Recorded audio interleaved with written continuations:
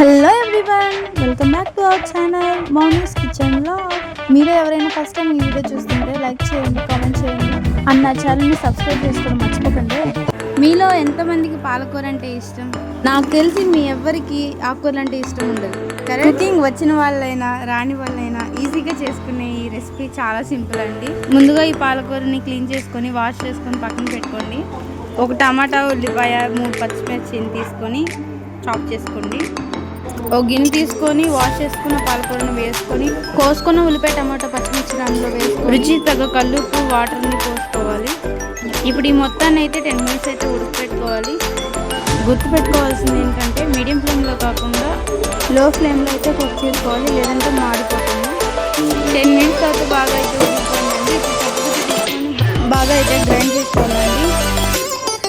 నాకైతే రోల్ లేదు, అందుకే గిన్నెలోనే గ్రైండ్ చేసుకుంటున్నాను. గ్రైండ్ చేసాక టేస్ట్ చేసుకొని సాల్ట్ తక్కువ అయితే యాడ్ చేసుకోవచ్చండి. అంతే, so simple and healthy recipe అయితే రెడీ.